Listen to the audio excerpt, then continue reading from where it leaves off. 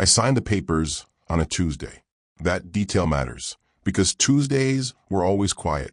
No rush at the county office. No line of impatient young couples buying their first slice of debt.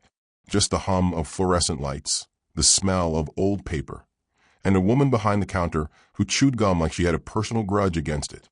March 14th, 2:40 p.m. Property transfer. Parcel hashtag 118-447B. The pen felt lighter than it should have. I remember thinking that.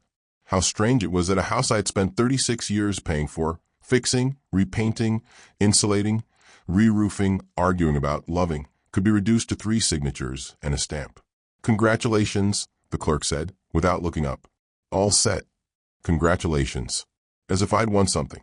My son Daniel stood beside me, one hand on the back of my chair, the other already holding his phone.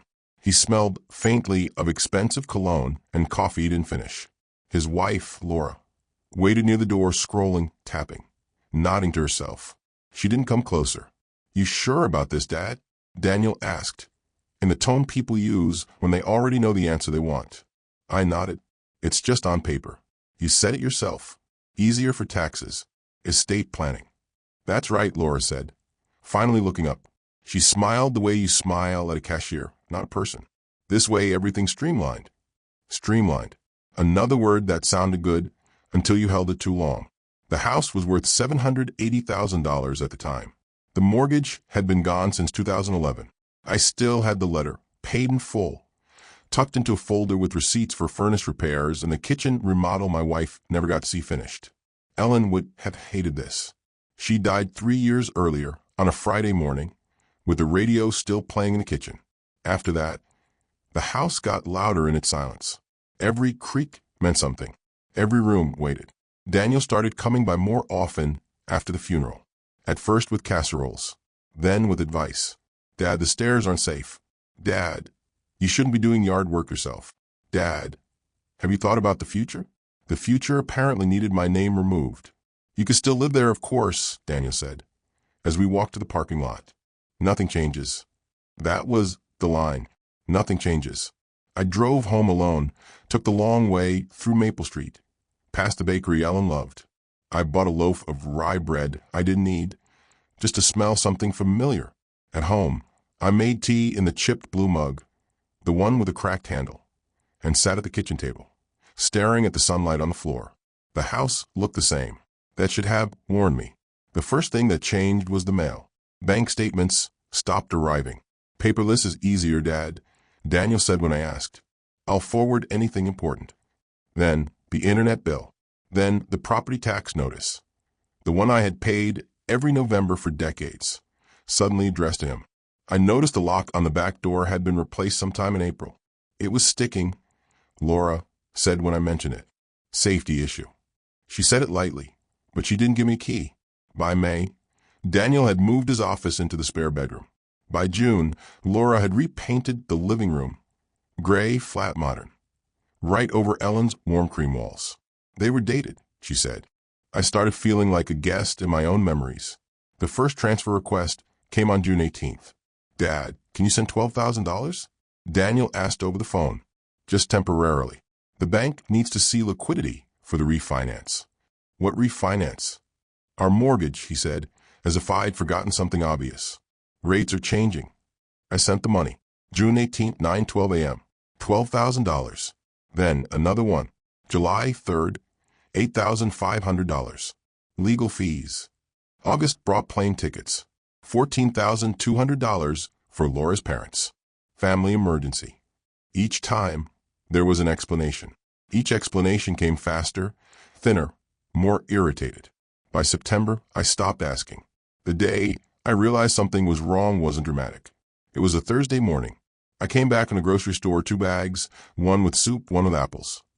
And my key didn't work. I tried again, slower, then harder. Nothing.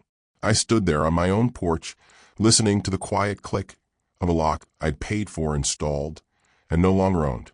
That was when I understood. Not everything that's taken is taken loudly. Some things are taken politely, with smiles, with paperwork. And by the time you feel the cold, the door is already closed behind you. By October, the house had learned new rules, before I had. Lights went off when Laura said so. Windows stayed closed because the heating bill spikes. The thermostat, once a small beige square I adjusted by instinct, now required a code. Daniel punched it in without thinking. The way you enter a phone password you've practiced too many times. Habit, he said, noticing me watching. Nothing personal. Nothing personal had become a phrase with legs. It walked through the rooms ahead of me, rearranging things. My chair, the one Ellen bought me after my knee surgery, was moved to the garage because it didn't fit the aesthetic. The garage smelled of paint and lawn fertilizer. I sat there sometimes anyway, the radio low, listening to static-heavy talk shows, and the refrigerator hummed through the wall like a distant animal breathing. Bills appeared on the kitchen counter with yellow, sticky notes. Dad, your share. Electric, $412. Water, $189. Internet, $145. I circled the numbers with a pen, slow and careful. I used the internet to check the weather and read the local paper. Daniel streamed movies in 4K. Laura worked from home with 2 monitors and a printer that never slept. Utilities are up everywhere, Laura said, not unkindly. Inflation. On November 2nd, Daniel asked me to sign something. Just a form, he said. Bank compliance. It was a guarantor acknowledgement tied to his mortgage refinance. $540,000. 30 years. Variable after 5. You're already listed, he added quickly. This just confirms awareness. I read it twice. Then again. Awareness of what? I asked. That if something happens, the bank contacts you. Something happens. The words were light, floating. I didn't sign. Not then. That night, I couldn't sleep. The house made its night noises, the tick of cooling pipes, the soft thud of Laura walking barefoot upstairs, the click of Daniel's office door closing at 1:12 a.m. I opened my old filing cabinet in the guest room. The drawer stuck the way it always had. Inside, manila folders with dates written in my handwriting. Roof 2009, furnace 2014, taxes 1991 to 2018. And there it was, the transfer document copy. The clause I hadn't read closely enough the first time, because I trusted the voice reading it to me. Grantor retains right of residence at the discretion of grantee. At the discretion. Discretion is a quiet word. It doesn't raise its voice. It just waits. The money requests change tone after that. December 6th, $22,000, bridge payment. December 19th, $9,700, legal adjustment. I asked for receipts once. Just once. Daniel sighed, long and theatrical. Dad, do you not trust me? Trust. Another word that had been living off my pantry. Christmas came and went without ceremony. Laura's parents visited. They took my seat at the table. I ate later, standing at the counter, and cooling on my plate. In January, my pension deposit hit my account at 5:02 m, like clockwork. By 5:14, $3,000 was gone. Auto transfer, Daniel said when I called. It simplifies things. Things like what? I asked. Household management. Household, not home. The neighbor, Mrs. Klein, stopped me one afternoon as I checked the mailbox. Are you moving? She asked, cheerful. No, I said. Why? She tilted her head. There was a contractor asking about measurements. Said the owner wanted quotes. Owner. I walked back inside slowly.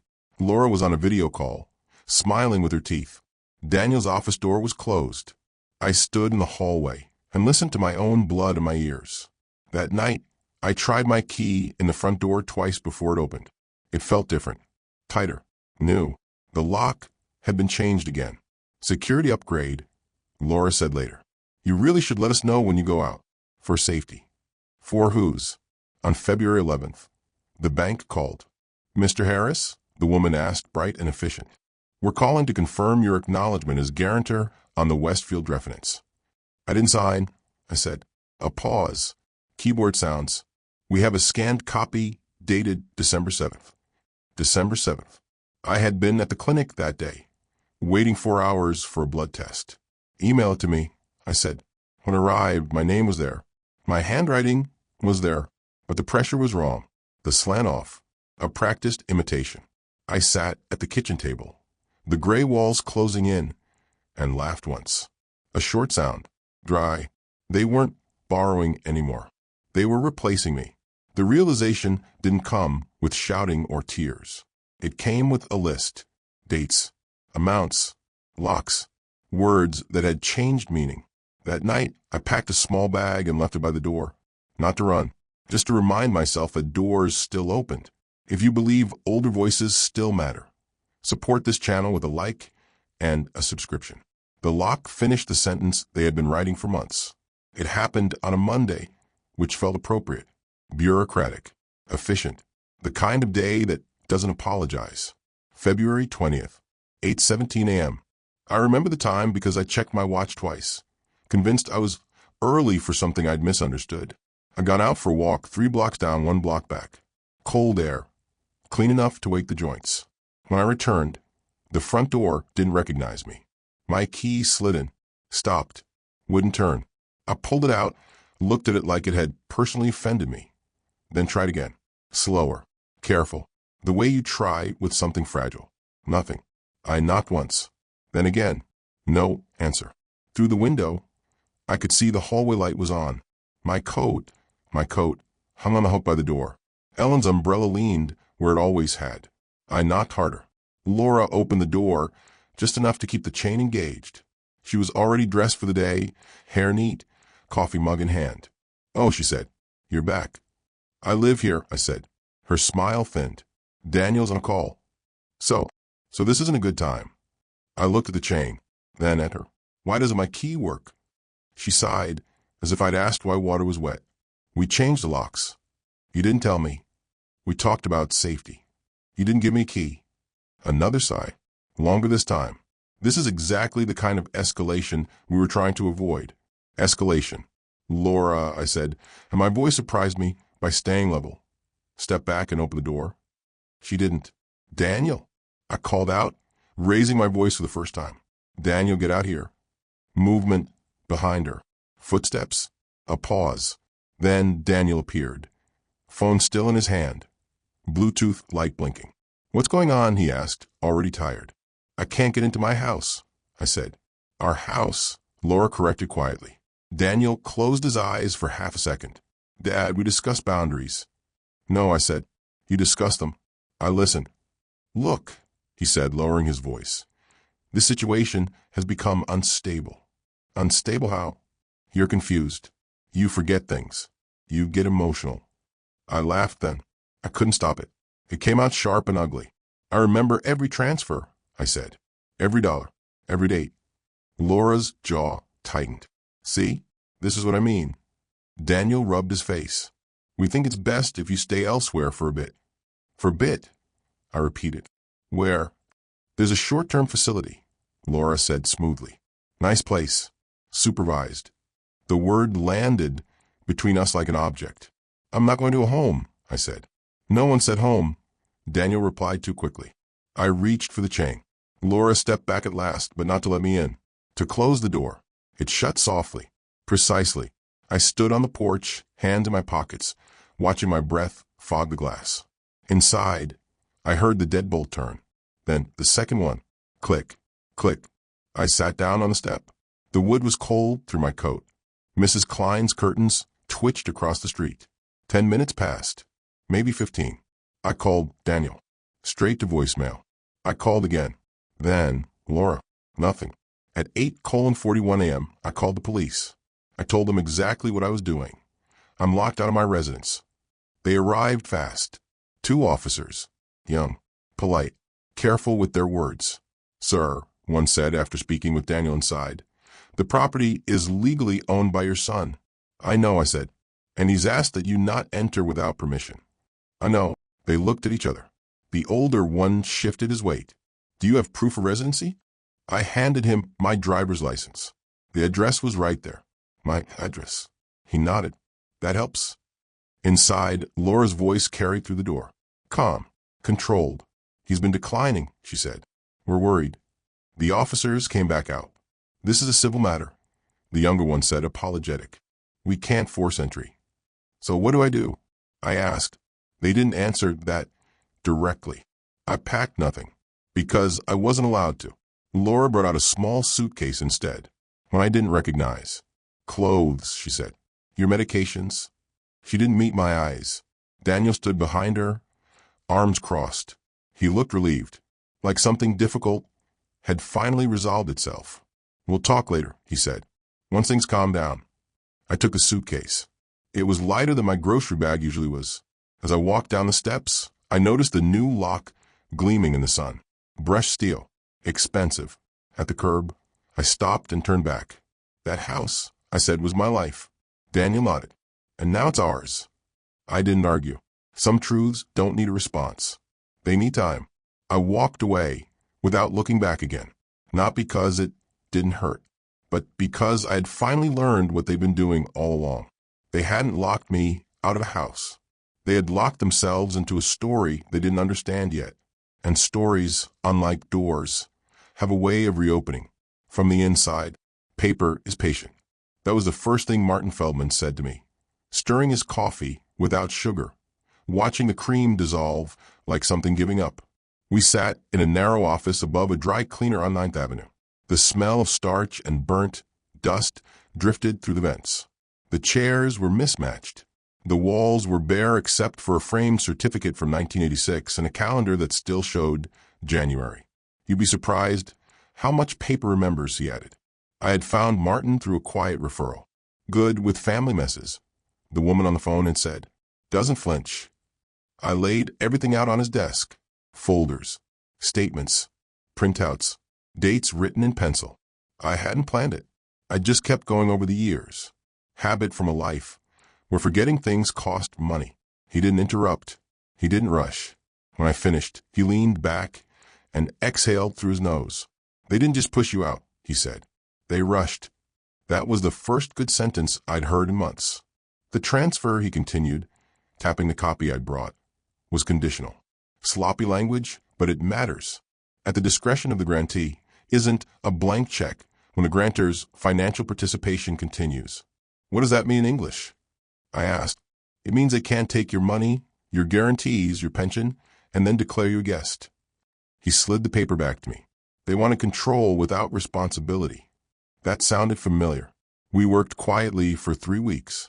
I slept on a friend's couch at first, then in a small furnished apartment off Linden Street.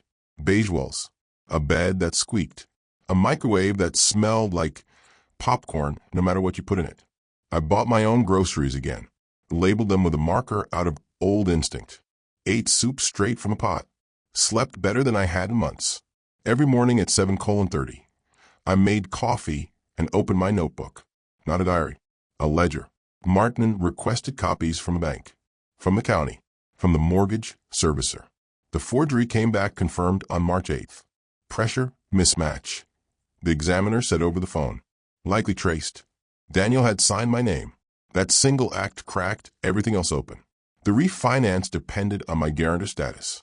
The guarantor depended on consent. Consent depended on capacity. Laura had been careful to tell people I was declining, but she'd been careless about documenting it. March 14th, exactly 1 year after the transfer, Martin filed notice. Breach of fiduciary expectation. Improper exclusion of grantor. Financial coercion. The bank froze the refinance that afternoon. At 4:02 p.m., my phone rang. Dad, Daniel said, voice tight.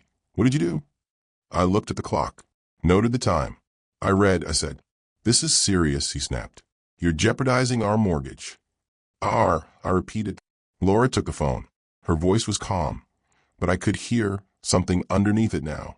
Movement. You need to undo this, she said. Immediately. No, I replied. A pause. You don't understand the consequences, she said. I do, I answered. I just don't accept them anymore. The line went dead. By the end of March, 3 things happened. First, my pension account was returned to my sole control. The auto transfer vanished without comment. Second, the bank issued a formal notice of review. Daniel's variable rate locked at the worst possible margin. Third, Martin filed a petition to restore residents' rights pending adjudication. They contested it, loudly. Laura's parents hired a lawyer. Expensive. Aggressive. He called me emotionally compromised in an email. Martin smiled when he read it. Good, he said. They're panicking. I didn't enjoy that part. I didn't feel victorious. Mostly I felt tired. The house sat in the middle of all of it, quiet and closed, like a child who'd heard too much shouting. One afternoon in early April, I drove past it. Just once. The lawn was overgrown. The gray paint already looked dull. A for sale sign leaned against the fence. Not yet planted. Too early. I didn't stop. On April 11th, a process server knocked on Daniel's door. I know the time because he texted me at 6:03 p.m. You're doing this to hurt us. I didn't reply. On April 18th, the court issued an interim order. Access restored. Locks to be reset. No sale pending resolution. The sheriff supervised. I wasn't there when they changed the locks back. I didn't want to see Laura's face. Or Daniel's. Paper had done what voices couldn't. When Martin handed me the copy of the order, he paused. Most people wait too long, he said. You didn't. I folded the paper carefully, put it in my jacket pocket. Outside, the air smelled like rain and gasoline. Ordinary. Real. For the first time since February, I felt something solid under my feet. Not triumph. Ground. And I knew then that whatever came next wouldn't be about walls or rooms or square footage. It would be about what they tried to erase and what paper patiently had remembered for me. The hearing was set for May 9th at 10:00 a.m., which meant everyone arrived pretending not to be nervous. The courthouse smelled like old carpet and lemon cleaner. The chairs were hard.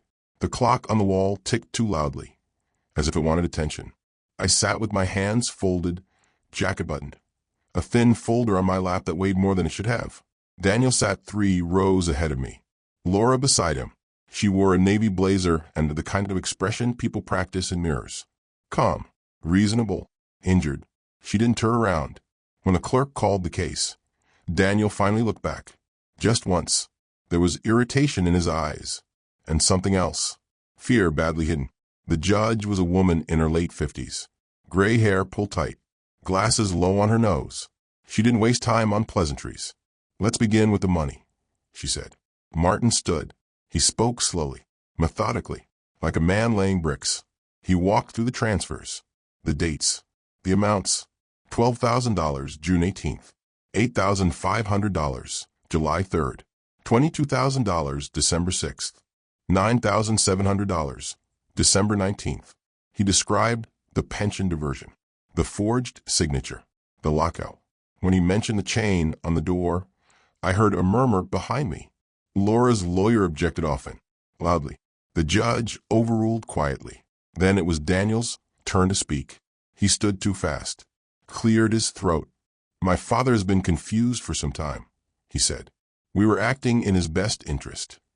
The judge looked at him. You acted by changing the locks? Laura leaned in and whispered something. Daniel nodded. The situation was escalating, he said. He was volatile. Volatile, the judge repeated. She flipped a page. Is that why you used his funds to secure your refinance? Silence. That document, she continued, tapping the forgery report, was not signed by your father. Laura stood this time. We were under pressure, she said.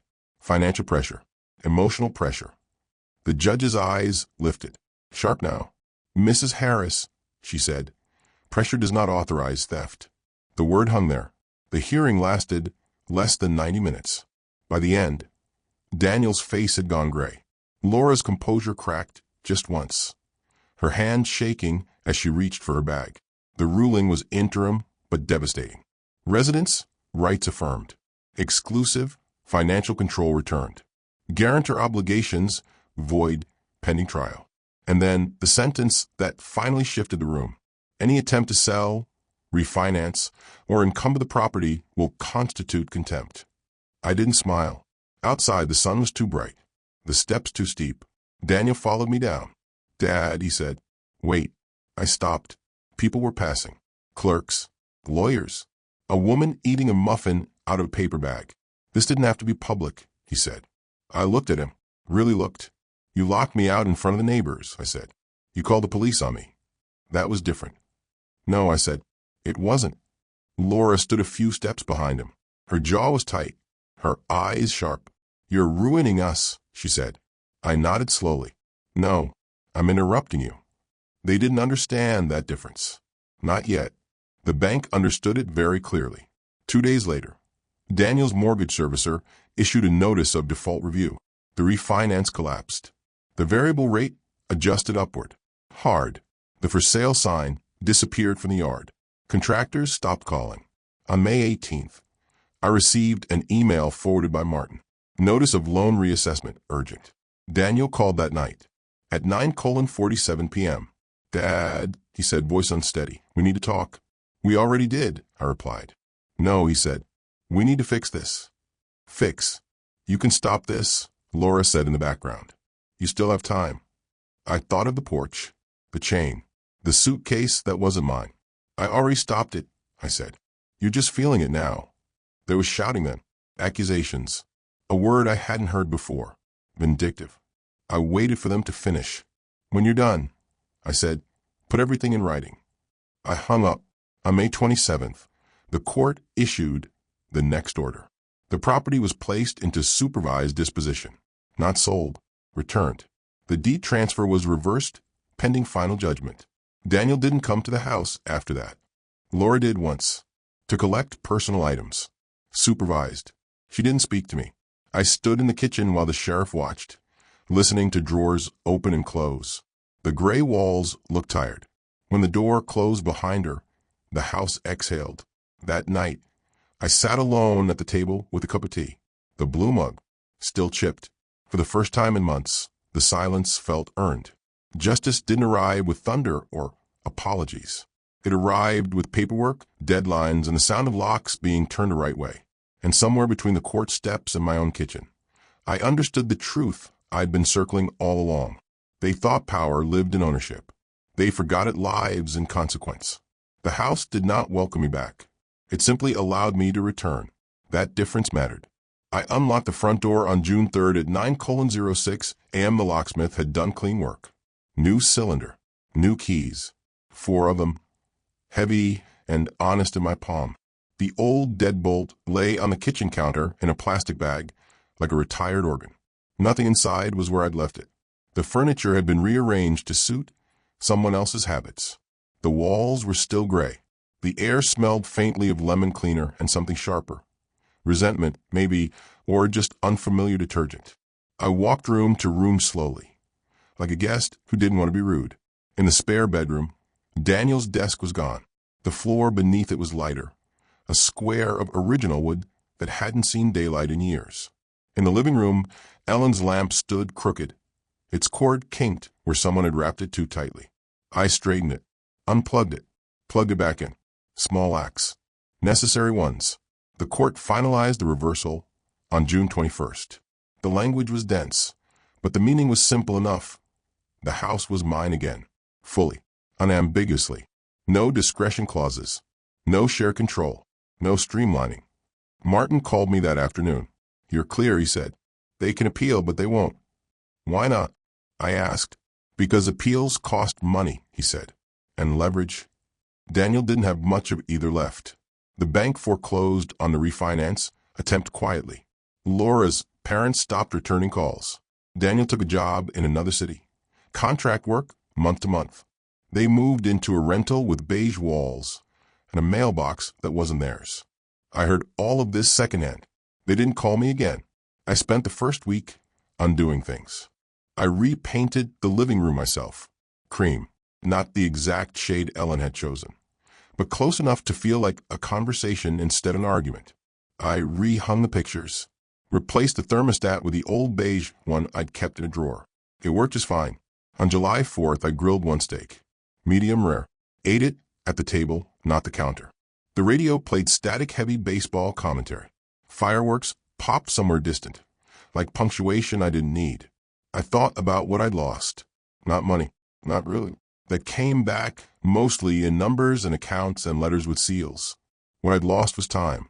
Months spent shrinking myself, explaining, waiting to be reasonable in a situation that had no interest in fairness. And what I'd gained wasn't revenge. It was clarity. One afternoon in August, I found the suitcase Laura had given me, the one I didn't recognize, still in the hall closet. I opened it, Inside were clothes I hadn't worn in years, folded carefully, chosen by someone who didn't know me. I donated the whole thing. The house began to sound like itself again. Pipes clicking at night, floorboards complaining in the morning, the refrigerator humming without urgency. Mrs. Klein brought over pie. Apple. Too much cinnamon. Glad you're back, she said. So am I replied. I never ran into Daniel. Not at the grocery store. Not at the post office. The town was big enough for that kind of avoidance. Sometimes, late at night, I thought about the moment on the porch. The chain. The clicks of the locks. It didn't hurt anymore. Pain needs uncertainty to survive. Once things are named, it has nowhere to hide. In September, I changed my will. Not out of anger, out of accuracy. I left modest gifts to people who had shown up when it mattered. The rest went to a local scholarship fund. Trade school. Kids who worked with their hands. Martin reviewed it, nodded. Any regrets, he asked. I shook my head. Just one. Which? That I confused giving with disappearing. He smiled. A common mistake. On the first cool day of October, I sat on the back steps with a cup of coffee. The yard needed work. The fence leaned. The roof would need attention in a few years. Normal problems. Solvable ones. I thought about Daniel then. Not with anger. Not with longing. With distance. He had wanted walls. Equity. Control. I had wanted family. In the end, we both learned something. He learned that ownership without ethics collapses fast. And I learned this finally and without bitterness. A house is not what you give away to be loved. It's what remains standing when love is taken hostage. I closed the door behind me that night and turned the lock once. Just once. That was enough.